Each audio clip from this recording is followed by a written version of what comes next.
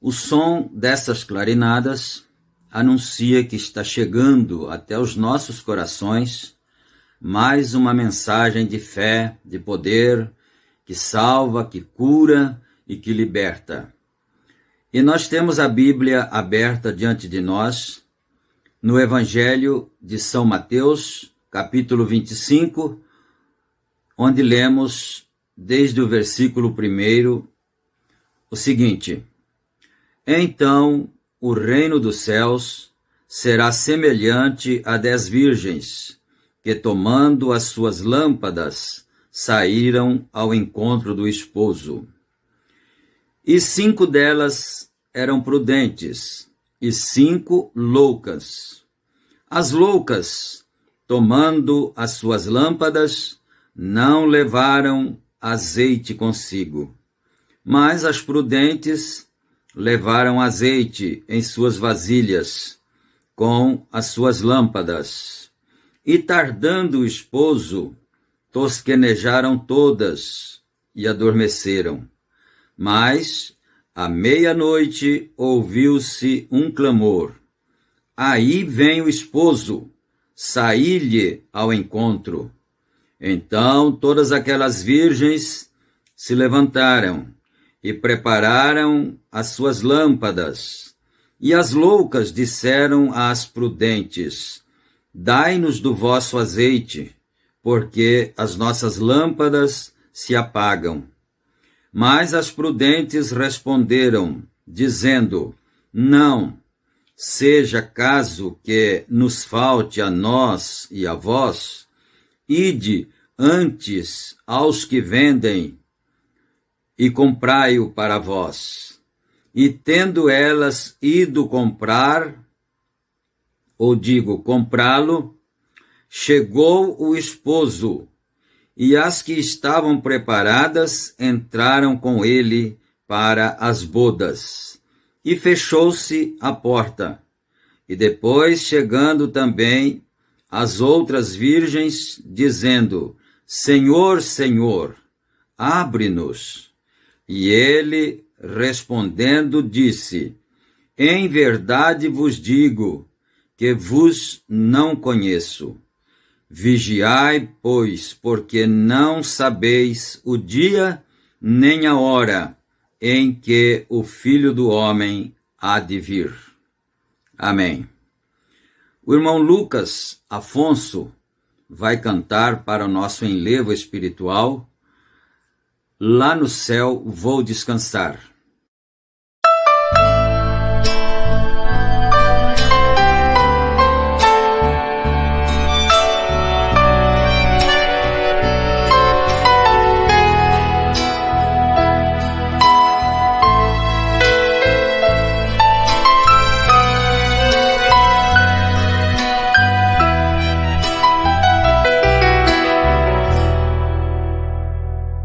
Nesta vida, quando sou tentado, eu clamo ao Senhor,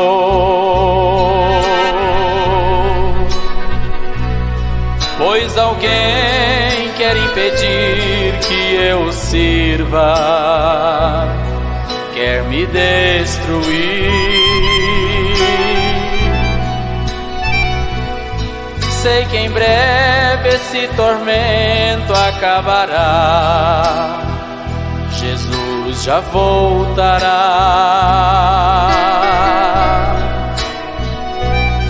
e em seus braços eu quero me entregar para descansar. Descansar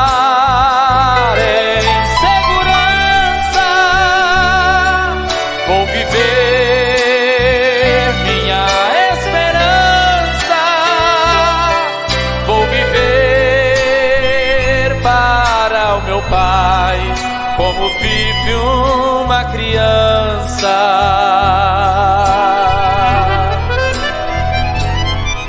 Não vai ter mais sofrimento, nem sequer por um momento. Eu já posso até sentir dentro de mim.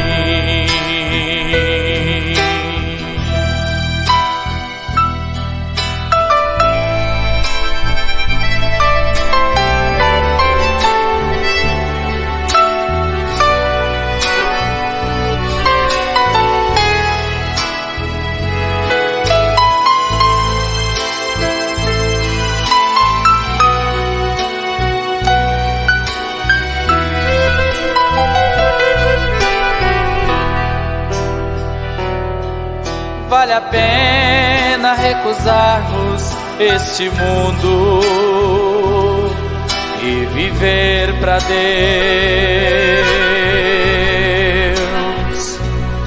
deixar tudo aquilo que nos contamina e servir a Deus.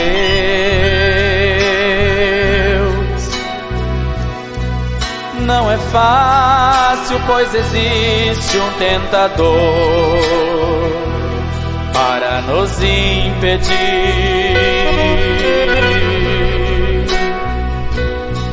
colocando coisas vãs deste mundo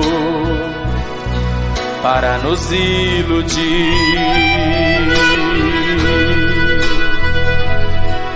Clame a Deus com sua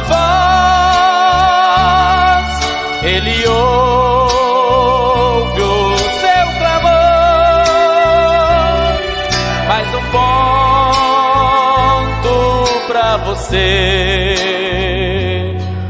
já vencestes o tentador.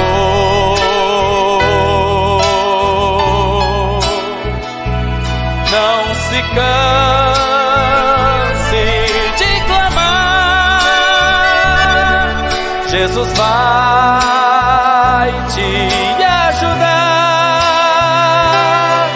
lá no reino preparado.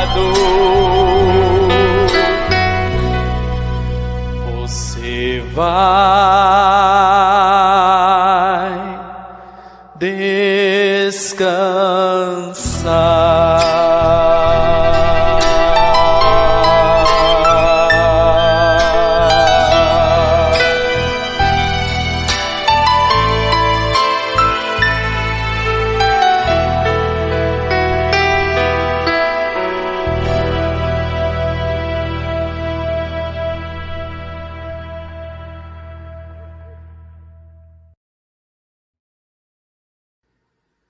Amém, graças a Deus, não é? E nós estamos aqui então, mais uma vez, para trazer uma mensagem de poder, de fé, para os corações dos filhos de Deus, não é? Essa escritura que nós acabamos de ler é uma escritura muito conhecida, muito lida, não é? No meio dos cristãos, no meio do povo evangélico, e é muito bom que se leia a palavra de Deus, não é? Mas nós não podemos ler a palavra de Deus sem ter revelação, senão ela não vai de ser nenhum proveito para nós, não é? Então, eu quero deixar essas escrituras aqui e quero ir para a mensagem do profeta de Deus, William Branham, e vamos continuar então o nosso estudo sobre o livro da vida. E nós estamos lendo da mensagem A Era de Sardes e começaremos então no parágrafo de número 100. É na segunda ressurreição quando as 5 virgens nécias ressurgirão. Notem que elas eram virgens. Elas não tinham o Espírito Santo, assim deixaram de estar na noiva. Então é bom que se preste atenção neste detalhe aqui, né, que o profeta acabou de dizer. Ele disse assim, que elas ressurgirão na segunda ressurreição e não na primeira, junto com a noiva, não é? Porque elas não tinham o Espírito Santo. E só ressurgirão na primeira ressurreição quem tem o batismo com o Espírito Santo, não é? Mas um detalhe importante que ele disse aqui, é bom que se frise isto, não é? É o seguinte, elas eram virgens. Elas não eram prostitutas. Não perca isso da sua mente, que é muito importante. Elas não eram prostitutas, elas eram virgens, mas não entraram na noiva por não terem o Espírito Santo. E vamos prosseguir então a leitura do parágrafo, né? Que com certeza nós vamos ficar cada vez mais esclarecidos. Então elas não puderam entrar na noiva por não terem o Espírito Santo. Quando as 5 sábias que tinham o azeite se tornaram uma parte desta noiva, ponto final. Mas estas pessoas, sendo um povo separado, um povo que tem o amor de Deus e tentando permanecer na palavra, enquanto o que conheciam dela, e sendo uma ajuda no trabalho do Senhor, ressurgirão no fim do tempo. Eu preciso dar uma outra paradinha aqui, porque isso é importante, não é? E ele está se referindo aqui às virgens imprudentes, às virgens loucas, não é? Que só não ressuscitaram na primeira ressurreição porque não tinham o Espírito Santo, que é o azeite que representa o Espírito Santo. Mas ele diz aqui, era um povo bom, né? Um povo que procurava viver de acordo com aquilo que sabiam, eram sinceros, né? Então ele diz aqui, e tentando, esse povo, né? Tentando permanecer na palavra segundo o que conheciam dela, e sendo uma ajuda ao trabalho do Senhor. Então esses farão parte daquele grupo que ressuscitarão na segunda ressurreição, na ressurreição do trono branco, e estarão do lado direito do rei, porque foram bons para os irmãos, né? Então, esse grupo aqui também faz parte daqueles. Então, ressurgirão no fim do tempo. Eles perderão o milênio. O que vocês podem começar a notar que estas verdades são muito mais importantes e maravilhosas do que temos crido. É muito mais sério do que a gente possa pensar, isto aqui, né? Parágrafo 101, agora. Todas estas pessoas têm seus nomes no livro da vida, e seus nomes permanecem. Porém, quais os nomes que não permanecem? Aqueles do sistema mundial de igrejas que combatem a noiva. Estes, sim, são os que terão seus nomes removidos. Então é bom que nós prestemos atenção nisso também. Aquele grupo das virgens nécias são salvos, sim, não é? Só que não estarão na noiva porque não aceitaram a mensagem da era, a mensagem da hora, e viveram corretamente, sinceramente, honestamente, de acordo com aquilo que conheciam. Por isso, os cristãos da mensagem que começam a se inteirar melhor a respeito das verdades da palavra de Deus, eles não condenam quem quer que seja.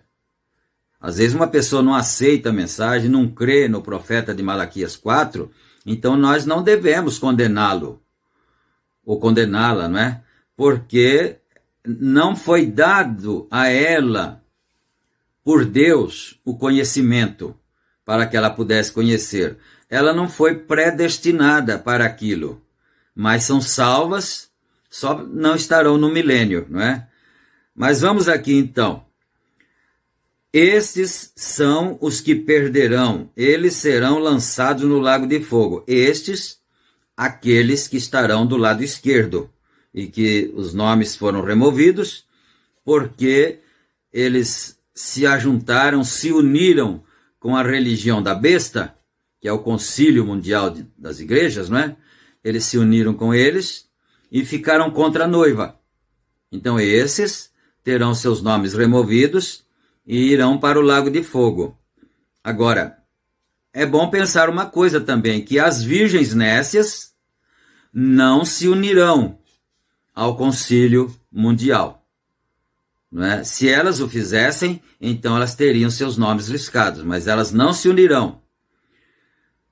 Parágrafo 102. Vamos dar agora outro passo. Antes, porém, de fazê-lo, deixem-nos recapitular nosso caso até aqui. Bom, vamos dar uma recapitulada então, ele disse, né? Primeiro de tudo, sabemos com toda segurança que o propósito de Deus se firma na eleição. Foi proposto nele mesmo. Foi propósito de Deus. Foi propósito de Deus gerar um povo com ele mesmo, que seria a noiva, palavra. Ela foi escolhida antes da fundação do mundo nele.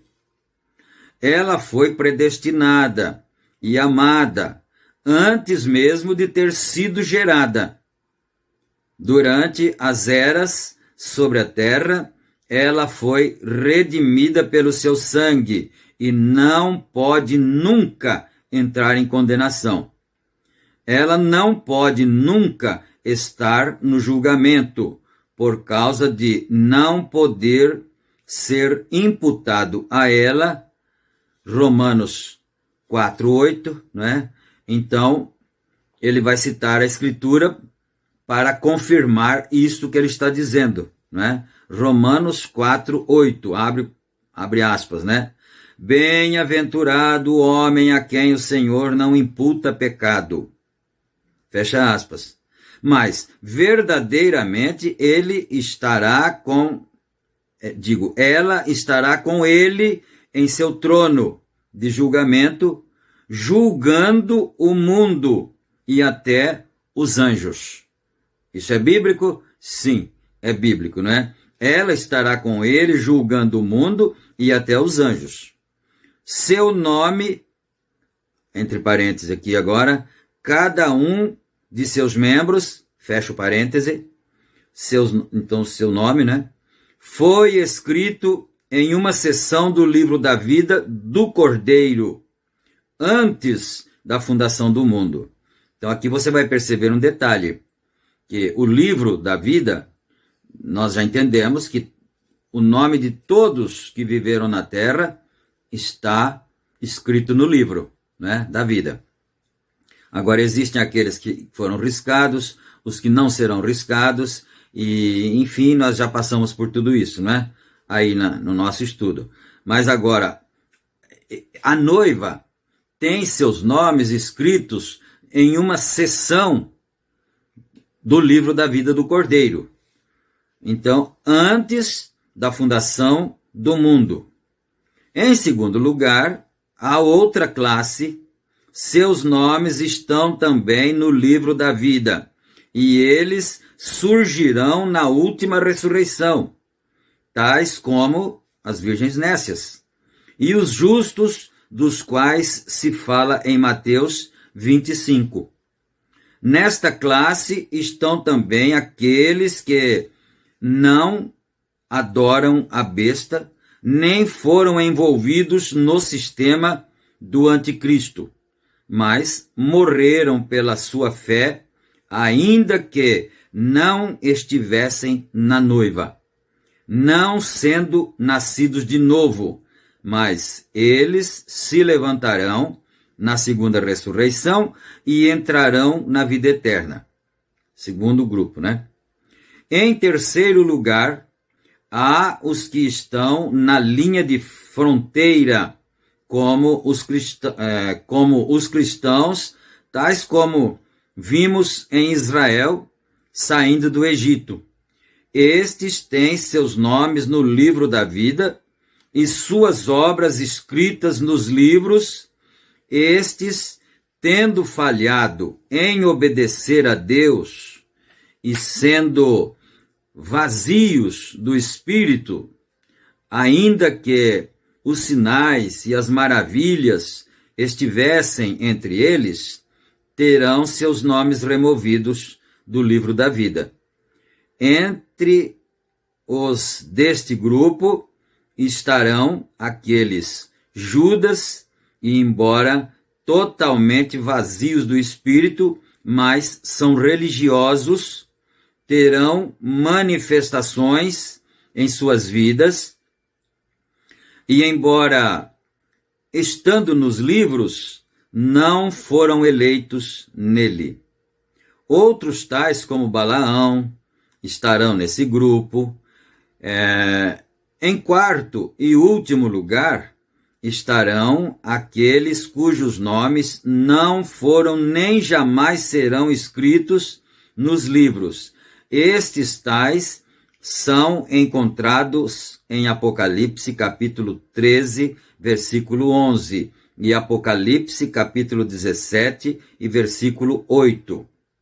E adoraram-na todos os que habitam sobre a terra, esses cujos nomes não estão escritos no livro da vida do Cordeiro, que foi morto desde a fundação do mundo.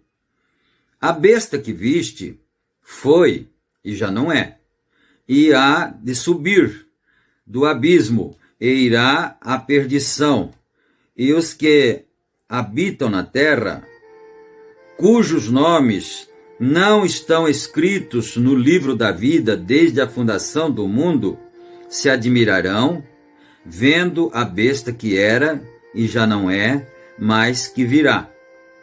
Jesus disse que um certo grupo aceitaria um que viesse em seu próprio nome.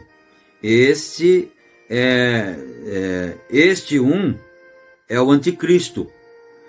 E isto é exatamente o que está escrito deles em Apocalipse, capítulo 13, e verso 8, e 17, verso 8. Esses foram ordenados por Deus, mas não para a eleição. E nesse grupo se encontram aqueles tais como Faraó. Dele se diz: para isto mesmo te levantei, vasos de ira preparados para a perdição. Romanos, capítulo 9, versículos 17 a 22. Nenhum desses seriam colocados nos registros da vida. Eu não estou dizendo que não há registros deles. Sem dúvida que há alguma espécie de registro deles, mas não nos registros da vida. O propósito de sua existência é tratado de maneira superficial na última parte desse livro, mas podemos acrescentar mais duas escrituras. Provérbios, capítulo 16 e verso 4, abre aspas, o Senhor fez o ímpio para o dia do mal. Jó 21, verso 30, abre aspas outra vez, né? Mas,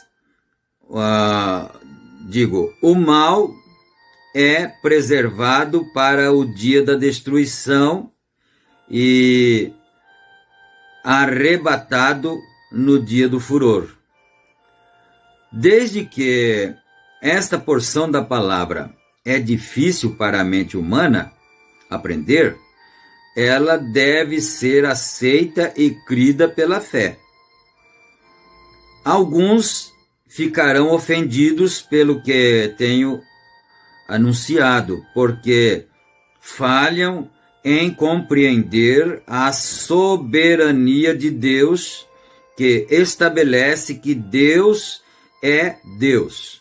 E porque Ele é Deus, uma pessoa não pode destruir seu conselho ou contrariar sua vontade e propósito, mas Ele, sendo onipotente, está dirigindo todos os negócios e fazendo o que quer que Ele deseja com toda a sua criação, porque eles foram criados pelo seu beneplácito.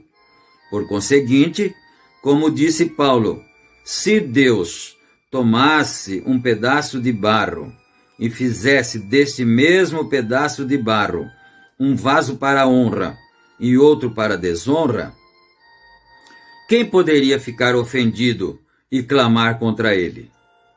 Que ele tem o direito de fazer isto no terreno da criação, somente não podemos negar. No entanto, ele vai mais além porque, segundo Romanos capítulo 14 e versos 7 a 9, temos a prova irrefutável que Jesus pagou o preço de compra do mundo todo. É bom guardar isso aqui, que isso aqui é bom também, principalmente para pregadores, né? Como a gente assim, que muitas vezes passa isso por alto e nunca sabe dessas coisas.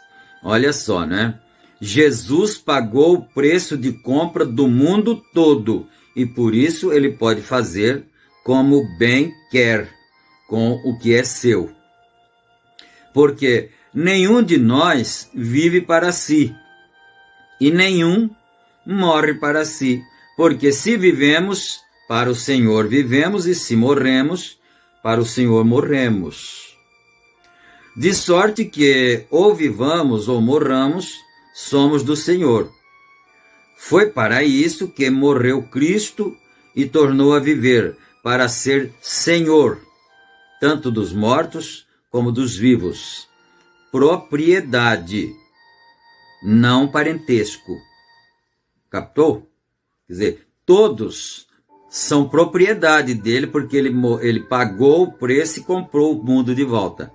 Mas nem todos que ele comprou são parentes dele, são irmãos dele. São propriedades. Então ele pode fazer o que ele quiser com a propriedade dele, né? Isso aqui é muito, muito sério, muito importante. Pregadores precisam saber essas coisas para ensinar as pessoas, não é? Então é propriedade dele, não parentesco. Isso é também estabelecido em João, capítulo 17, verso 2. Assim como lhe deste poder sobre toda a terra, para que dê vida eterna a todos quanto lhe deste. Agora, se imputamos onisciência a Deus, devemos também aceitar que ele é perfeito em sabedoria e justiça. Este plano de eleição e aprovação é a sabedoria de Deus revelada em todas as eras, como diz Efésios, capítulo 1, do verso 3 ao verso 11. Abre aspas, né? Bendito o Deus e Pai de nosso Senhor Jesus Cristo, o qual nos abençoou com todas as bênçãos espirituais nos lugares celestiais em Cristo, como também nos elegeu nele antes da fundação do mundo, para que fôssemos santos e irrepreensíveis diante dele em amor, e nos predestinou para filhos de adoção, por Jesus Cristo, para si mesmo, segundo o beneplácito de sua vontade, para louvor e glória da sua graça, pela qual nos fez agradáveis a si no amado, em quem temos a redenção pelo seu sangue, a remissão das ofensas, segundo as riquezas de sua graça, que ele fez abundar para conosco em toda sabedoria e prudência, descobrindo-nos o mistério da sua vontade, segundo o seu beneplácito, que propusera em si mesmo de tornar a congregar em Cristo todas as coisas, na dispensação da plenitude dos tempos, tanto as que estão nos céus como as que estão na terra. Nele, digo, em quem também fomos feitos herança, havendo sido predestinado conforme o propósito daquele que fez todas as coisas, segundo o conselho de sua vontade. Assim, se Deus tem designado deste modo que haja aqueles cujos nomes estejam colocados em uma seção do livro da vida do Cordeiro e não podem ser apagados, porque eles são os nomes de sua noiva, então devemos aceitá-lo. Se declara também que há aqueles cujos nomes estão colocados no registro do livro da vida, mas no pré-conhecimento de Deus, eles deviam cair e terem seus nomes removidos. Devemos aceitá-lo.